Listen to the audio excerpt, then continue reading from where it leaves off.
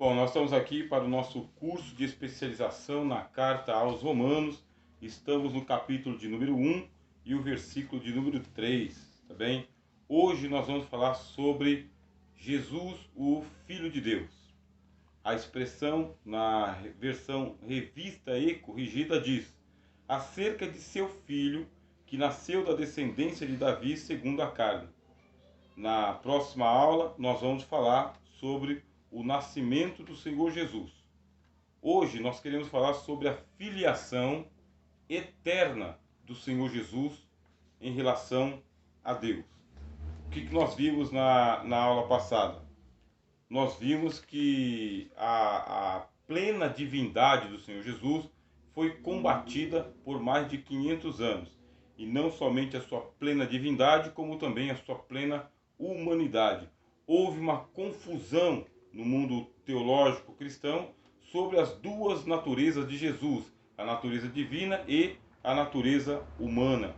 Houve uma confusão, houve muita divisão, muita dissensão, mas por fim, por meio do concílio de Nicéia e do concílio de Calcedônia, ficou estabelecido o dogma da plena humanidade de Cristo e a plena divindade do Senhor Jesus. A gente viu que surgiram aí os movimentos gnósticos, arianos, nestorianos, eutiquianos, mas nós temos a firmeza da palavra de Deus, de que Jesus é o Filho de Deus, inclusive o apóstolo Paulo nos ensinou. Nós estamos dando ênfase àquilo que o apóstolo Paulo nos ensinou na carta aos Romanos, bastante ênfase. Nós vimos que o Senhor Jesus ele ocupou a centralidade da cristologia do apóstolo Paulo e a cristologia ocupou a centralidade do evangelho do apóstolo Paulo. Conhecer Cristo, isto era o ponto principal para Paulo. Nós vemos na expressão grega, porque estamos utilizando o texto na versão revista e corrigida, e também o texto grego bizantino. Peritu uiu autu, quer dizer, a mesma expressão que nós temos aqui em português, acerca de seu filho. A expressão peri, a gente viu aí, que significa que ela está apontando para o assunto principal. Peri vai significar para nós a respeito de Jesus Cristo, concernente a Jesus Cristo, por causa de Jesus Cristo, no interesse de Jesus Cristo, em torno de Jesus Cristo, junto a Jesus Cristo. O apóstolo Paulo usou essa expressão, peri, em grego, para dizer que o assunto único, exclusivo e principal de sua existência era Jesus. E isso é importante para a gente compreender. Enquanto Cristo não assumir a totalidade do nosso pensamento, dos nossos sentimentos, das nossas prioridades, nós somos cristãos em andamento, na forma. A partir do momento em que o Senhor Jesus for o assunto principal de todas as nossas conversas, de todos os nossos pensamentos, tudo vai mudar. Aí nós podemos dizer, sou autenticamente cristão. A gente costuma dizer que tem cristão que segue a Jesus como Pedro, de longe, esquentando a mão na fogueira do adversário. Mas o Senhor Jesus ele quer pessoas como João, que se recostam ao seu seio, que entram em intimidade com ele. O que nós vamos então ler hoje? É o porquê que o Senhor Jesus tem que ocupar a centralidade do nosso pensamento. Jesus, amada irmã, não é para ocupar apenas a prateleira que está aqui às minhas costas.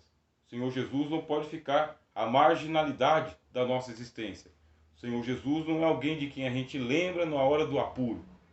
O Senhor Jesus, o apóstolo Paulo escrevendo aos Efésios, disse: ele vai ocupar a centralidade de toda a história, porque é do agrado do Pai fazer congregar em Cristo todas as coisas na dispensação da plenitude dos tempos. Esse é o tempo em que Deus está trazendo tudo aos pés do Senhor Jesus e ele está no centro dos céus. No centro dos céus. Quando a gente lê o livro do Apocalipse, é isso que acontece. O céu está parado, o trono de Deus está parado, ninguém está se movendo, porque é necessário se abrir um livro selado. E ninguém é digno de abrir o livro, nem em cima dos céus, nem embaixo da terra, nem em recanto nenhum do universo. Todos são convidados a abrir o livro, mas ninguém é digno. Quando aparece o Cordeiro, ele toma o livro das mãos de Deus, o trono de Deus está no centro dos céus, e aí agora começam a se movimentar todas as coisas nos céus e na terra.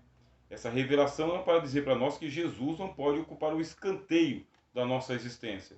Ele não é um apêndice à nossa vida. Também não é o criador de uma nova religião para nós. Ele é o motivo da nossa respiração, do nosso pensamento, dos nossos sentimentos, da nossa ação e do nosso descanso também. Amém? Bom, nós vamos dar então continuidade. Eu disponibilizei o PDF e no PDF a gente lê um refrão do inário que a gente costuma cantar no mundo pentecostal. Já o Filho de Deus é descido dos céus e sua obra perfeita na cruz consumou. Um belíssimo hino que nós temos na harpa cristã. A expressão diz aqui: Jesus é o Filho de Deus. Ele não se tornou o Filho de Deus. Nós temos as fórmulas teológicas que dizem que Jesus ele é o Filho eternamente gerado por Deus. Gerado onde? Gerado no seio do Pai. Gerado por quem? Gerado pelo Pai antes de todos os séculos, por todos os séculos e por toda a eternidade. Será que isso é possível? É um paradoxo que nós temos na fé cristã. A fé cristã afirma: Jesus é o Filho eterno de Deus. E por que eterno? Porque Deus é eterno. Sendo Deus eterno e o Senhor Jesus sendo o Filho de Deus, a sua geração necessariamente precisa ser eterna. É uma geração ad continuum, infinito. Por quê? Porque ele é Deus também. Não é uma fórmula racional, é uma fórmula teológica. É para se compreender que nós estamos entrando no mistério da fé revelado pelas Escrituras. Então nós temos aqui, Jesus é o Filho de Deus. E esta é uma revelação exclusiva do Evangelho. Pois, dentro de um monoteísmo radical, isto é impensável. E por que a gente diz que é exclusivo do Evangelho? Porque nas mitologias orientais, asiáticas e muitas outras, os deuses têm seus filhos também. Só que não são filhos eternamente gerados como o Senhor Jesus Cristo. Quer dizer que nas mitologias, os deuses têm os seus filhos também. Alguns filhos são divindades e outros filhos são semidivinos. Por quê? De acordo com as mitologias, os deuses descem, copulam com as mulheres, as engravidam, voltam lá para a sua morada divina e deixam as mulheres grávidas aqui embaixo. Quando a criança nasce, é meio divino e meio humano. Mas nós não podemos confundir o Evangelho de Nosso Senhor Jesus Cristo com os mitos orientais ou os mitos asiáticos. Não podemos. Mesmo porque esses mitos eles se reportam a um panteão. O que é panteão? Panteão seria uma espécie de multidão de deuses. A morada de todos os deuses. Isso é um panteão. É onde todos os deuses moram. Uma pluralidade de deuses. Daí surge o chamado politeísmo. O que é o politeísmo? Tá bem? Esse é um pano de fundo para a gente compreender bem a carta do apóstolo Paulo aos Romanos, porque quando chegar lá, perto do capítulo 2, ele vai denunciar o politeísmo. Então nós temos que ter uma ideia de que o apóstolo Paulo está vivendo dentro de uma cultura politeísta. Os gregos eram politeístas, os romanos eram politeístas, muitos asiáticos eram politeístas também. Quer dizer, o apóstolo Paulo está dentro de uma cultura politeísta que adora inúmeras divindades. O que vem a ser o politeísmo, diferente do monoteísmo, é a fé na existência de uma pluralidade de deuses. Esses deuses, eles são gerados uns dos outros. A origem exata de cada um desses deuses se perdeu, não existe. Os mitos não dão conta de narrar para nós da onde que surgiram os deuses. Existe uma obra dentro da mitologia grega, por exemplo, que seria a teogonia, e nessa teogonia daria uma gênese para os deuses. O máximo que a mitologia conseguiu chegar é até o caos absoluto. Quer dizer que dentro de um caos absoluto, o caos ele gerou as divindades, e essas divindades geraram divindades menores, e essas divindades menores geraram outras divindades menores, até chegar os semideuses. Isso aí dentro das obras mitológicas, como a teogonia, por exemplo. As mitologias elas não dão conta de dizer para nós quais são as origens dos deuses. Muito diferente do monoteísmo. O que afirma o monoteísmo? Que Deus é o não gerado. Ele não tem início. Deus não tem um ponto de ignição. Deus ele é aquele que é eterno. Quer dizer, a noção que nós temos de eternidade, ela é uma noção abstrata. Por que é uma noção abstrata? Nenhum de nós experimentou a eternidade. Quer dizer que para nós isso é intangível, não dá para ser tocado. É uma noção abstrata. O que nós devemos fazer? Nós devemos manter a noção da abstração da eternidade de Deus. Deus não tem origem. Deus, ele retrocede a todos os inícios pensáveis e impensáveis, infinitamente e eternamente. O que é que tem início? Tem início a criação. Quer dizer, a partir de determinado momento, aconteceu o fiat. O que é o fiat? Haja. É a criação de Deus. Quer dizer que a criação ela tem um ponto inicial, mas Deus não tem um ponto inicial. Dentro do monoteísmo, Deus é eterno e ele é solitário. Quer dizer, o monoteísmo dos judeus, Deus é solitário. O monoteísmo dos muçulmanos, Deus é solitário. Paz, meu Marcos. Deus abençoe. Seja bem-vindo em nome de Jesus. Amém. Então, o Senhor Jesus, o monoteísmo dos judeus, Deus é solitário. E o monoteísmo dos muçulmanos, Deus é solitário também. Mas dentro do monoteísmo do Evangelho, Deus não pode ser solitário. É impensável um Deus solitário por toda a eternidade anterior à geração do Senhor Jesus Cristo. Deus sempre esteve em companhia de seu Filho. Sempre, e quando a gente diz sempre, é para todos sempre, inclusive na eternidade, que a gente chama daquela eternidade anterior à criação. As primeiras eternidades. E quando eu falo a expressão aqui, primeiras eternidades, é só uma expressão idiomática, tá bem? É do idioma. Por quê? As eternidades que antecedem a criação, ou elas também podem ser chamadas de pré-eternidade, para os irmãos terem ideia. O Senhor Deus, junto com a pessoa do Senhor Jesus Cristo, no livro de Isaías, é revelado como sendo o Pai da eternidade. Quer dizer, ele gerou a eternidade. Significa, Deus é maior do que a eternidade. Deus é anterior à eternidade. Deus é absolutamente transcendente à própria eternidade. O que é a eternidade? A eternidade é um grão de areia na palma da mão de Deus. Seria mais ou menos isso, para usar um antropomorfismo. O que é antropomorfismo? É eu usar uma expressão humana para representar a pessoa de Deus. O que é a eternidade? É um grão de areia na palma da mão de Deus. Isso é a eternidade.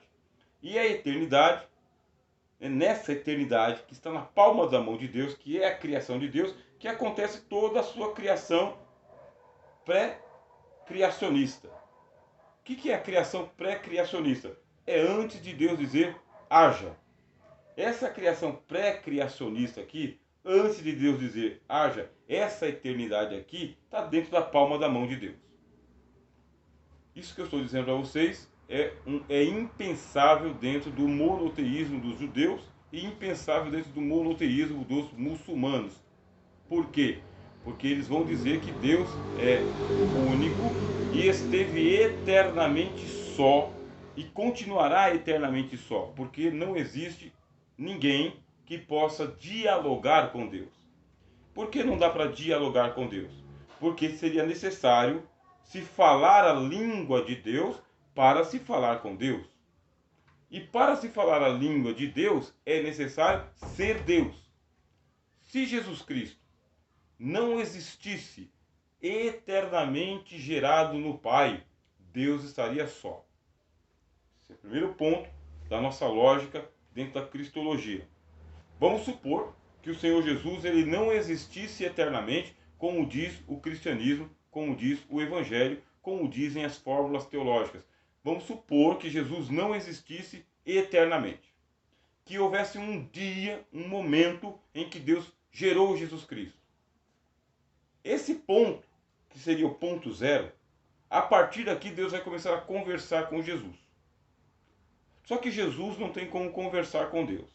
E por quê? Porque seria apenas uma conversa de pai para filho, de criador para criação. Falta o diálogo Deus e Deus. Nesse caso, Deus estaria eternamente solitário, eternamente incomunicável, eternamente mudo. E é por isso que o Evangelho ele vem para aperfeiçoar a nossa teologia. O Evangelho nos revela: Jesus é o Filho de Deus e a teologia vai afirmar para nós o eternamente gerado. E o Evangelho vai dizer: no princípio era o Verbo estava com Deus e o Verbo era Deus. Com essa expressão do apóstolo João, nós damos início à nossa aula nesta noite, afirmando para os irmãos o seguinte: Deus sempre esteve com o Senhor Jesus e o Senhor Jesus sempre esteve com o Pai. Sempre. E os dois eternamente dialogaram, eternamente se comunicaram. E se comunicaram no nível do divino, na linguagem do divino, não na linguagem da criação. Mas aqui, aonde só Deus entende Deus, só Deus conversa com Deus. Esse é um conceito preciosíssimo para a nossa teologia cristã. Por isso, amados irmãos e irmãs, sejam bem-vindos todos vocês que estão chegando agora, que a graça e a paz estejam com vocês em nome do Senhor. Por isso nós vamos alimentar a fé e não o ceticismo, alimentar a fé e não a dúvida. E qual é a fé que a gente alimenta? O Evangelho nos revelou o que o judaísmo não revelou, o que o islamismo não revelou, o que o misticismo não revelou, o zoroastrismo não revelou, o Evangelho nos revelou o que a ciência não pode revelar. O Evangelho nos revela: Deus tem um filho. Judaísmo e islamismo rejeitam de pronto a doutrina da divindade de Jesus e nos acusam de idolatria. Quando a gente afirma que Jesus é o Filho de Deus, imediatamente a mente de um monoteísta trabalha por inferência. Quer dizer, chega a uma dedução de que se Jesus é o Filho de Deus e nós temos aqui o Deus Pai e o Deus Filho, nós estamos entrando em idolatria. Por que idolatria? Porque nós estamos colocando alguém ao lado de Deus para ser adorado como Deus. Por que nós aceitamos de pronto a divindade do Senhor Jesus? Porque só Deus pode ser adorado. Somente Deus pode ser adorado. E o que nós encontramos lá na carta do autor aos Hebreus? O autor aos Hebreus diz que quando Deus introduziu o primogênito no mundo, disse que os anjos de Deus o adorem. Os anjos eles foram criados para adorar a Deus. Quer dizer que eles só podem adorar a Deus. E toda a adoração só pode ser direcionada a Deus. Se não for a Deus, acontece a idolatria. Se nós estamos adorando o Senhor Jesus e o Senhor Jesus não é Deus, nós somos idólatras. Por isso, judeus e muçulmanos vão nos acusar de idolatria. Ou Jesus é Deus e pode ser adorado, ou não é Deus e nós somos idólatras. Se Jesus é Deus e nós o adoramos, estamos com a plenitude da verdade, em plena comunhão com o Deus verdadeiro. Agora, se Jesus não é Deus e nós o adoramos, somos idólatras, e aí nenhum idólatra tem em si a vida eterna. Os irmãos entenderam? Nós estamos aqui dando introdução à aula de hoje, e o tema da nossa aula hoje é a expressão grega huio. O que é o huio? É o filho. Filho de quem? Filho de Deus. Na próxima aula, permitindo Deus, nós vamos falar sobre o nascimento do Senhor Jesus. Hoje nós temos muita coisa para falar sobre a filiação de Cristo junto ao Pai. Os teólogos liberais procuram esvaziar o mistério da divindade de Cristo e engrossam as fileiras dos racionalistas. Eu vou fazer aqui uma pausa, dar as boas-vindas a todos os irmãos que estão chegando, abrir para vocês fazerem suas perguntas e já vou falar sobre o liberalismo teológico. Tá bem?